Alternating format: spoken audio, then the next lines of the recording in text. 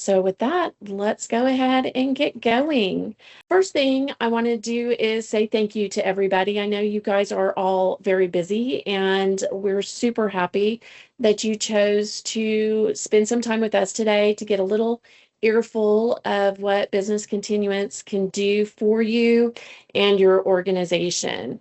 We're going to talk about the importance of the business continuity plan and how partnering with Nomerel IT services can fortify that resilience, and as well take a look, just a little dabble at how artificial intelligence can assist in your modern business strategies.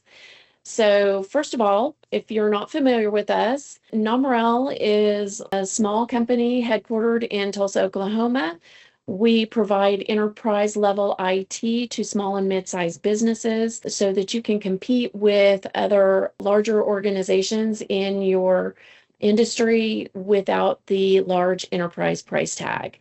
We have a mission to provide proactive support 80% more often than to do reactive support. And what that means is that with the use of the tools that we have put in place, our goal is to be the ones to see the things coming so that we can open tickets and know that there's something that needs to be addressed before you see the impact of it on your side. We know that there's always going to be things that you're going to see before we do, but hopefully, with our mission and our tools, we will be able to be a great partner for you by being that proactive level of support. I mentioned Mark just a minute ago. He is on here with us. He is our founder, CEO, and I affectionately call him my husband. He is a seasoned IT professional. He has some great IT stories for you, all the way from working for EDS, Ross Perot's old company, through a buyout, I believe, by IBM, on to NetApp. And then, working in the enterprise world for so long, he knows everything there is to know about storage, architecture, and things of that nature. There came a day when he was tired, apparently, of wearing a tie and a suit, and thought the best thing to do would be to open Nomerel and no longer have to wear a suit. And Mark, do you feel like chiming in and telling us anything else, like how you came up with the name of your company? Nomerel is how we pronounce it, but what it means is no Merrill. And Merrill was just the worst boss I ever had at IBM. And I don't want to be anything like him, and I don't want to operate the way that he felt about clients and about the employees and teammates that he worked with. Perfect. Is there anything else you want to share about yourself or about the founding and the company, how we got to today, that I did not already share? We started in the enterprise business, building big data centers for large organizations and enterprise companies, and made the pivot to the managed services, focusing on small and mid-sized business in about 2015. But we've never given up our enterprise knowledge. So we don't just look at technology, we look at business practices, we look at processes within the organizations, compliance levels, and risk to the business. So now you know a little bit about Nomerel and you know about where we come from. I'm going to jump into a little bit about what we're going to talk about today. We're going to look at the what is of business continuity, disaster recovery, how they differ from each other. And then we're going to take like I said, just a little peek at artificial intelligence, what it is, and then how it can work with the entire plan to make it all work together and be more proactive and helpful in your business IT roadmap for your organization. So let's get started. First of all, what is business continuity? This is a proactive strategy. It is your lifeline to keep the river flowing for your business. Business continuity is how you are going to work if you can't work in your normal atmosphere, right? So you have to stop and you're going to look at it as what do we do day to day? How do we do that if I can't work at my desk today? This is, like I said, it's your lifeline to keep your company moving if there's some sort of disruption. It's a requirement that a lot of banks are putting in place on organizations for small business loans and things of that nature. It used to be a luxury item, or a small business would consider it a luxury item because used to be something that just enterprises would put together. Today, everybody needs to have it because as a small business, you are a target. You have just as much information to share that is good information. So bad guys are going to look at you. They're going to think, "Oh, a small business isn't going to have as good of a security shield as those larger enterprises. So I can get that information faster and easier with those small businesses." Now you have the ability to put these things together so that you can have those plans of action and have that same level of enterprise security that the other companies have and still be able to move forward and feed all the families that rely on your organization as well as support your customers in our case. So why is the plan essential? I kind of went through the high level of that just now, but the plan itself is essential because you have to minimize your downtime. Mark, the story that you tell a lot is about, prior to 2020. I mean, how fortunate could we have been that in January of that year, our organization was working on security policies and things of that nature, and basically put a test plan in place that said, Mark reached out to all of the employees on a certain day and said, nobody can come to the office today. Everybody has to work from home. Basically, to test how well we're able to remote work. And that came in very handy because if we knew how to do it for ourselves, then we could help our clients get set up for that as well. And unfortunately, it was a practice we had to put into place quite swiftly in March of that same year. So I don't know how someone sees that into the future, 2 months in advance to be able to do that. But that's why we do these business continuity plans. Every company needs to have a business continuity plan to make sure that you can continue working if for some reason you can't get into the office. If you can't keep working, your customers go somewhere else. If somebody's not able to take care of the customer, then every time you go to that restaurant that you think you want to go to, but they're not open for dinner because you never know when they're going to be open for dinner, you're just not going to go back there. So by having the ability to smoothly move forward so that people don't know whether you're working in the office or remotely or how the work is getting done, as long as the customer sees that the work is getting done, they're happy and they're going to continue to come back. So that's going to help with your reputation as a business as well. And then, of course, continuity is needed for the compliance side of things as well, right? We mentioned the banks earlier. You've got regulatory requirements maybe in your industry that you need to meet. All of these different things play into that compliance side of things. Mark, is there anything you wanted to share on that? The one that we're seeing coming up quite a bit is also on the cyber insurance rider on your general liability policy. There We're you go. starting to see questions now about business continuance. And it's good to know what business continuance is because if somebody were to say, yes, we have a continuity plan, but they don't really have one, that could cause problems later if there was an incident that happened. Is that right? Correct.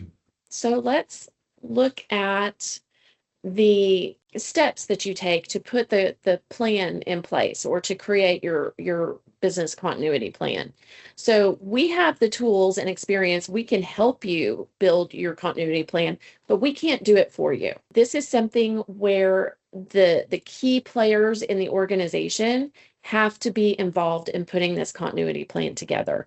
You are the ones who best know your industry, your customers, where your risk comes from, what could happen to cause you to be displaced for a period of time. I mean, besides things like there's a gas leak in the building, there are other things coming at you, your competition, what's going on in your industry, and just the day-to-day happenings. You're the one who can assess those risks best and get those on paper so that then you can turn around and do this business impact analysis. This is which one of these things is most likely to happen. If that happens, what do we do? Right? That's your strategy and your plan, where you develop your plan and you start thinking about what are the steps we can take to reduce the level of risk for this business impact item. And then testing and maintenance is definitely something that Nomerel has the ability to do, because what we do is once we work with you to get your plan in place, then we help you to determine, okay, we're going to have to do some random testing. We need to take a look at your continuity plan, and we need to make sure that your people are testing their remote connections. Maybe rather than having to VPN to a server, maybe you decide that you want to go to Azure. It seems to be the trend of the future. Everybody's going that way. It appears from what we've seen in the technology world that everybody's going to be forced to go that way as time goes by. Those are the types of things that we need to be looking at. Do you need to have a server on site? Some people do. If you're a manufacturer, you're heavily reliant on producing your widgets and using that manufacturing facility, and maybe you have to have that server there. But all of your back office people, they don't need to have an on-site server to be able to do things like payroll, HR, accounting. Any of those things could be done using online services where they could access those from anywhere that they happen to be. So these are the things that you need to take into account when you are putting together your continuity plan. The next thing after this is we need to take a look at disaster recovery.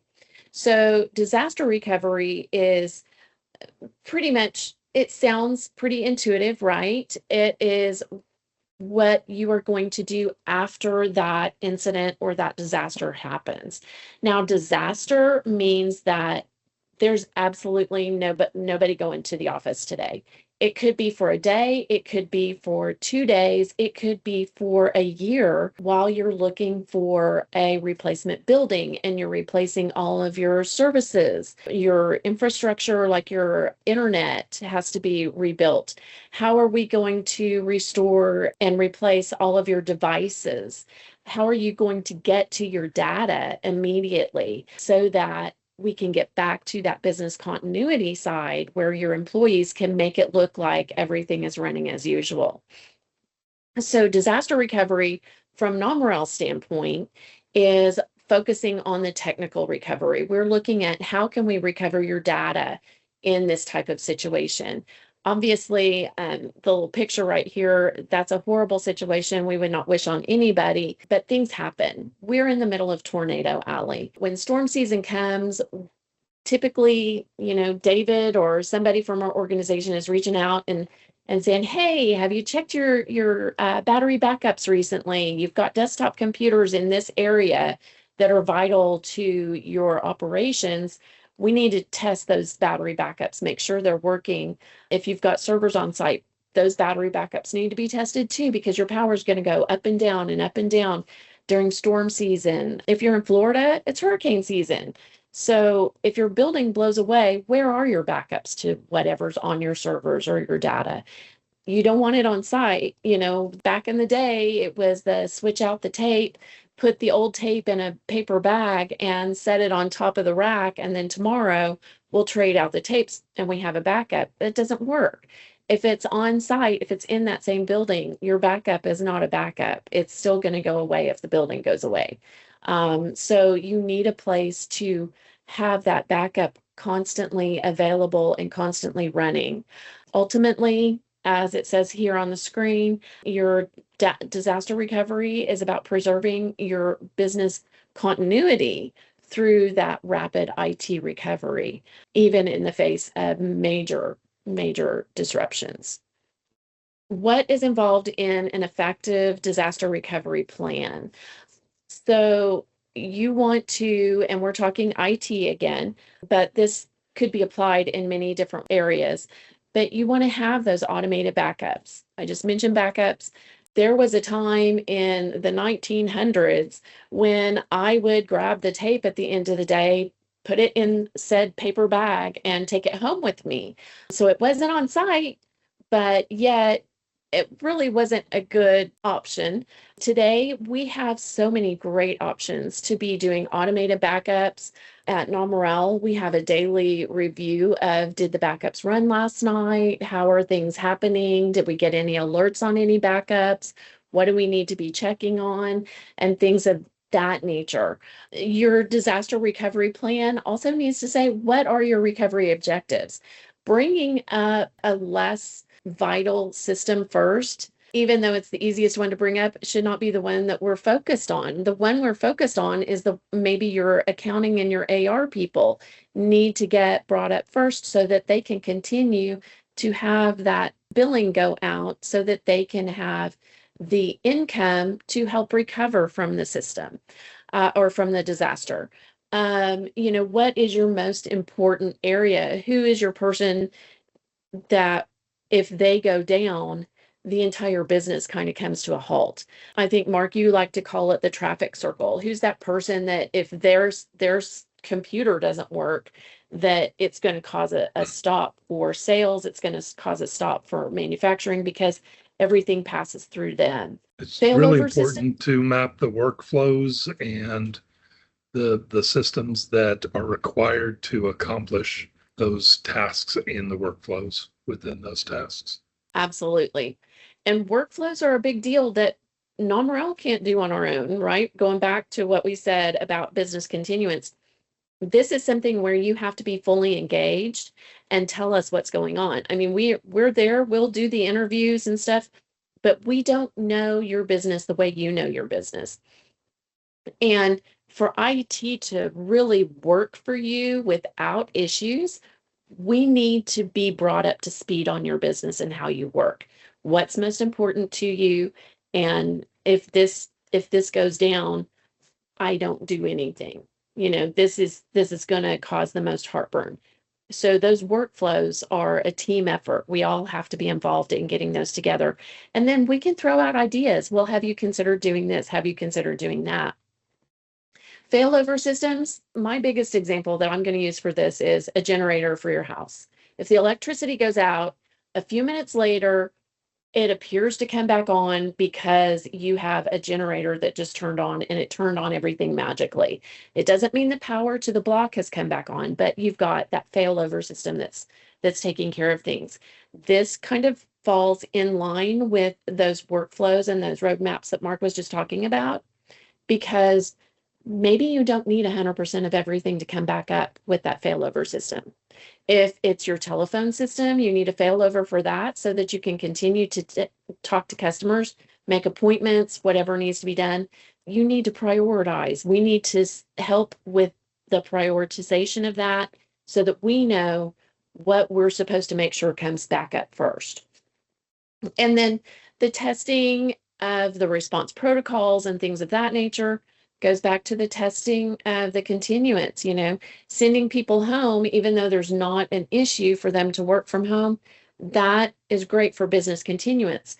Testing response protocols for disaster recovery planning means taking your backups and doing a test restore of a backup. So that's how we know that everything is working the way it needs to. We can have a better idea of how long it takes to do a restore of a backup. And as a side note, magically, and I may actually get a pat on the back for saying this, but those backups don't come up in 10 or 15 minutes. Those backups, to have them restored so that you can get back to work, can sometimes take up to a week or more to get everything back in. But it's a full restore of everything that you've ever had. It's much better than trying to figure out and come back from the ground up. People don't recover if they are not able to restore those backups. It could mean more than just one disaster in that scenario. Hopefully, I did Cody proud right there.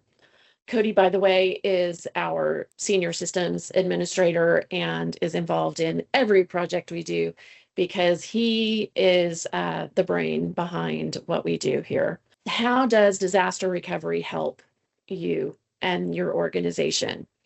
Again, minimizing your data loss. Business continuity minimizes your downtime, makes the appearances that everything's still going smoothly. It's the duck on top of the water. The disaster recovery are the feet under the water where we're working rapidly to get that data back online so that you can get 100% of the information you need to make that business continuance project or appear that it's going well. Of course, by minimizing your data loss, you are protecting your organization, you are protecting your customers and their data, that knowing that it's not been lost. But the people who are going to be really pleased with you for protecting all of this data are going to be your lenders, your vendors, the people that you owe money to. Knowing that you can get back up and running, they're going to be happy. And you're going to be happy that you can actually get your data back so that you can continue working. We all know how scary it is that when we think we've lost one file.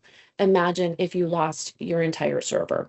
That just would be heartbreaking. As far as risk management, this is going to shorten outages.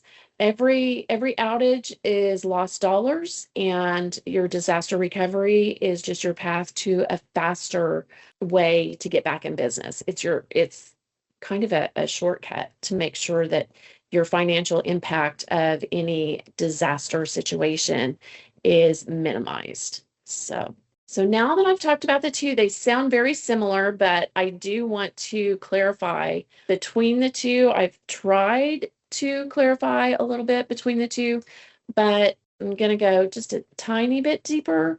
And for me, it comes down to business continuity has to do with your end users, and disaster recovery has to do with your infrastructure and everything inside the building, including the building.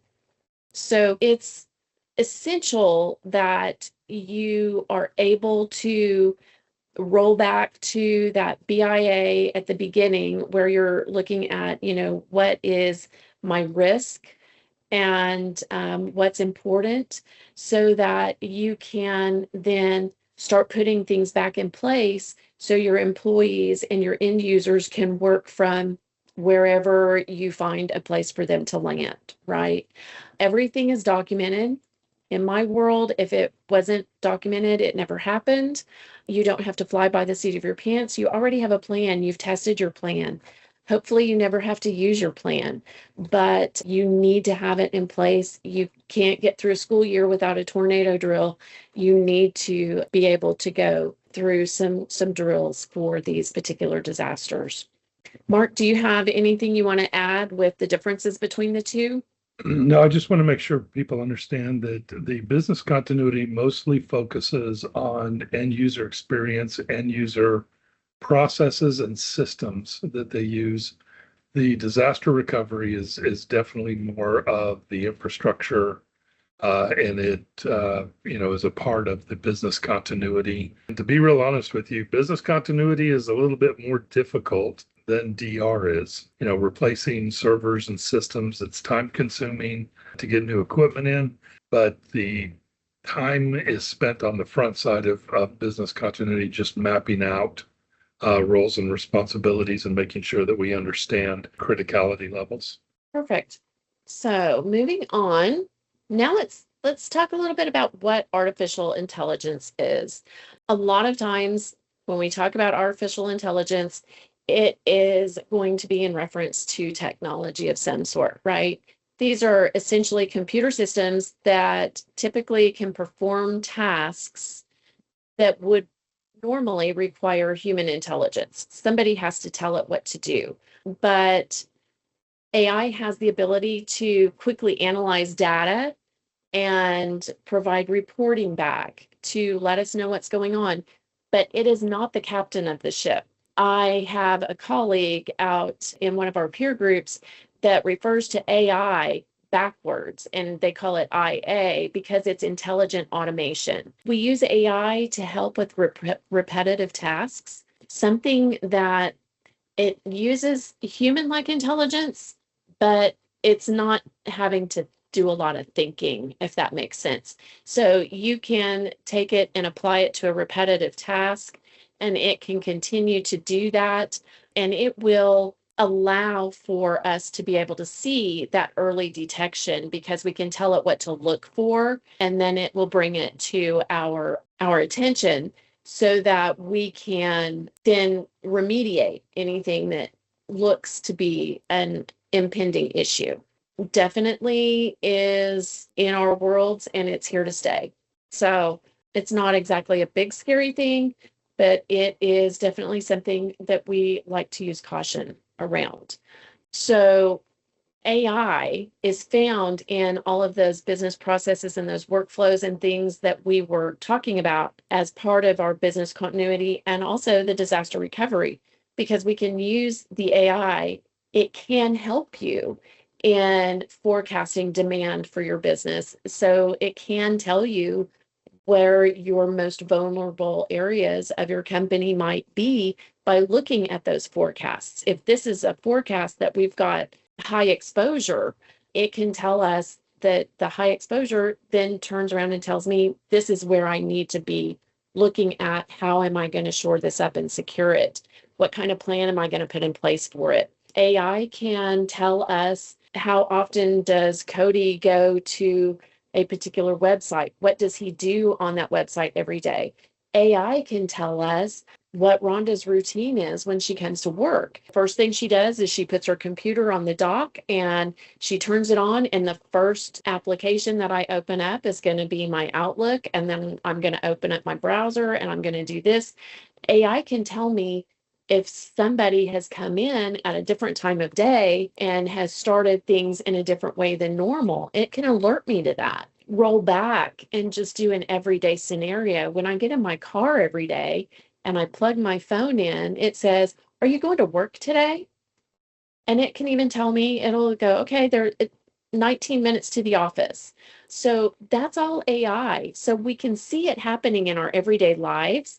And we're just trying to take advantage of it so that it will work for us and not against us.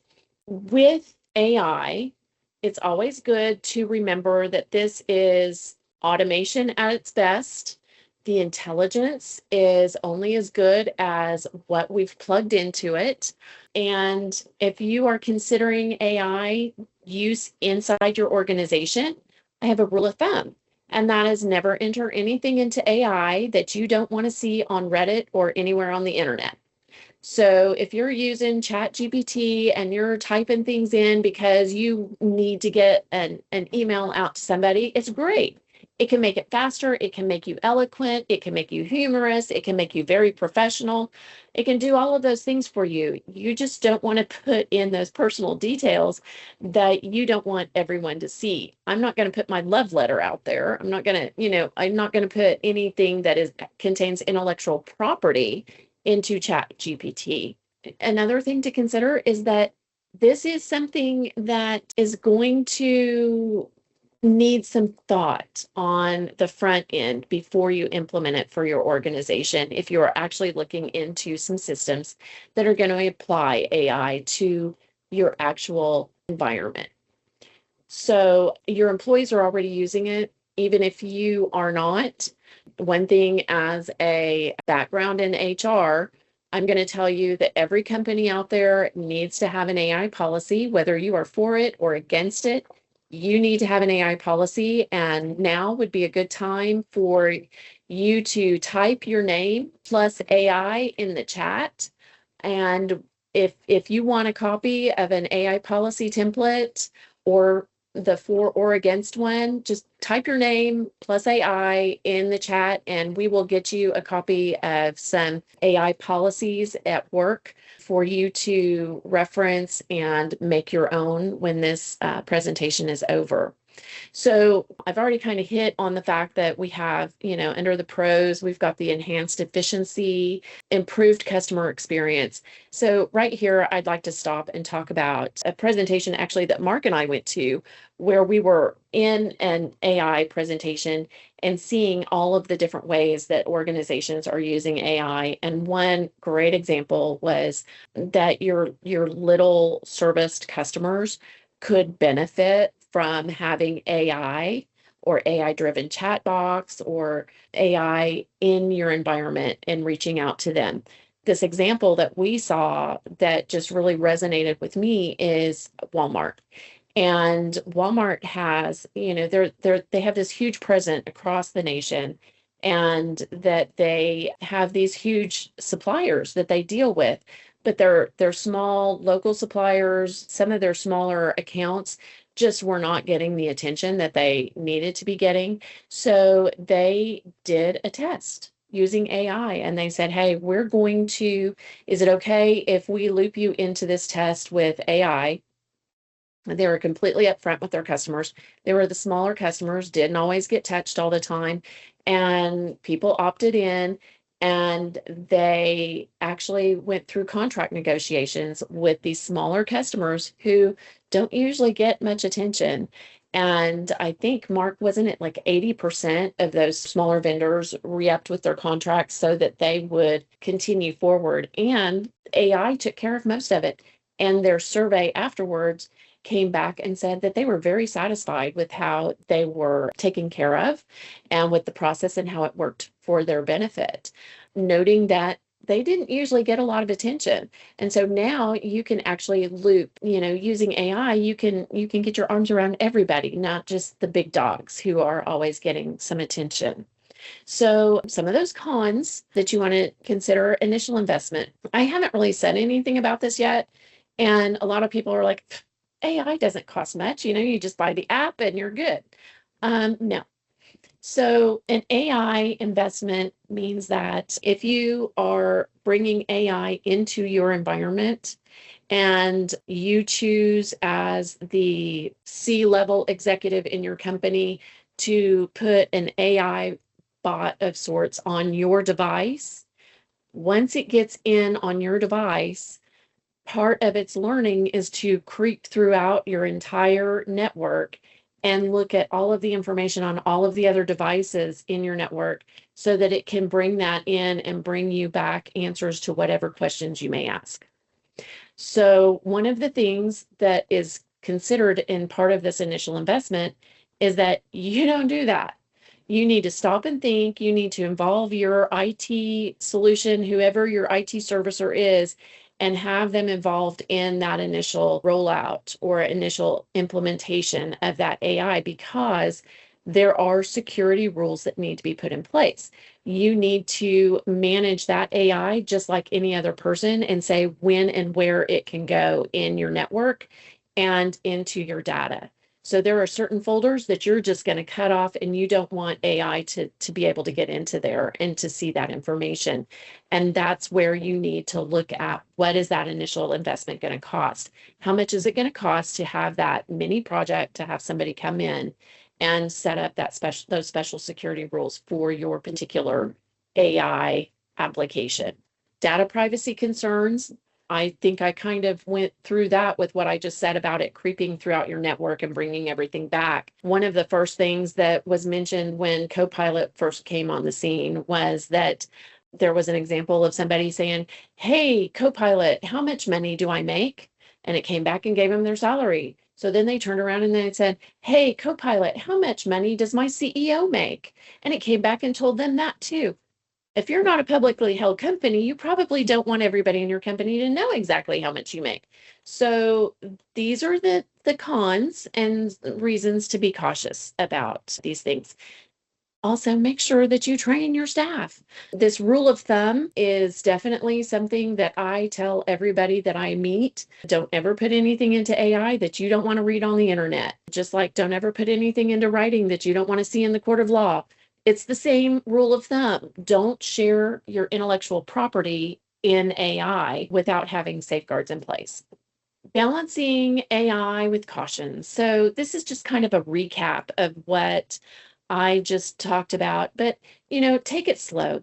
Use that opportunity to work with your IT team to do that slow rollout, making sure that you're setting up the security properly and making sure that nothing is happening that you don't want to happen. You start small, make sure that it's working the way you intended for it to, that you're not getting the answers back that you don't intend for other people to get back, and then monitor the performance and always keep that human oversight to make sure that you're doing that testing. Again, everything has to come back to testing, right? You need to come back and test your AI, make sure that it's not getting fed the information that you don't want it to be fed. And that brings up this next slide, which basically AI is simulated intelligence. It's a pretend person and its intelligence repeats what it knows. So it's like a 2-year-old. Anything you put into it, it's going to just spit it right back out. And you don't want to send it to Sunday school if it's been rooming with sailors for a week. So you're going to have a repetitive, it's always learning. Everything you put into it is what you're going to get out of it. Back in the day, we started with computers. We said garbage in, garbage out. So whatever it's learning from a human. So you have to always be reviewing it, that human oversight. We have a cohort who basically refers to AI as the intern. You don't let your interns loose to run the entire business while everybody else goes on vacation for 3 weeks. You have to review everything they do before it leaves the office. It can definitely help you. It's excellent for helping solve problems. It can sift through data faster than you could look it over. It can create a chart to make it easy for you to review the data. I love how you can have dashboards in the background, or AI is working in the background to pull information to so I can see my dashboards. And all I have to do is set up the dashboard and give it my parameters and my filters. What do I want to see on this dashboard? And then I can drill down into it and see the data that makes up that dashboard. So your AI can do, those small repetitive tasks, but it can also kick off multiple steps in an entire process, basically building an entire workflow if the right person set it up and you go through everything. So it can automate a lot of repetitive daily tasks. It's not a bad guy. It's nice to have an intern who can do some of that grunt work for you, and it helps you to be faster and more responsive. So I don't want to be remiss in not saying, because Nomerel, we do use AI to help us minimize downtime for our clients. You can see on this slide, the first 3 bullet points, there's an asterisk after those. We're using some sort of automation to do that proactive monitoring. If it sees that anomaly, we're getting an alert. The rapid response is amazing because I've even worked with some of our tools where we're able to say, hey, if you see that Johnny's computer has been logged into from someplace outside of where he usually is or outside of our allowed areas, then go ahead and lock down his email, kick out all of the current sessions, close all the current sessions, and reset his password. It may be slight inconvenience for Johnny when he calls me and says, hey, I forgot to tell you guys that I'm actually in Canada right now and my password doesn't work. Well, yeah, we're going to have to reset your password, but it could actually solve and keep you from being exposed to any bad guys out there. So redundancy planning, again, those backup systems and the failovers, that AI helps us to map out how and best ways to do that and to ensure your business continuity. The last bullet point on here is the regular testing, and that's always going to take a human.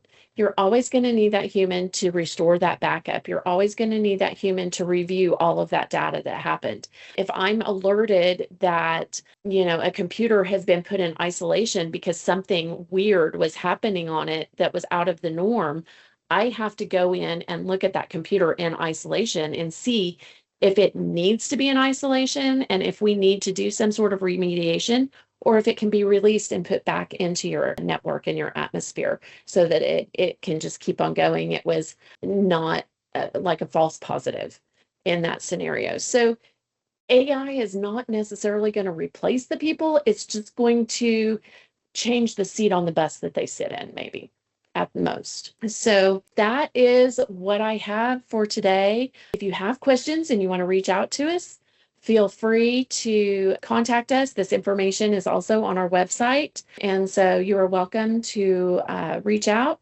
We would be happy to talk to anybody about setting up a time to talk about your business continuance.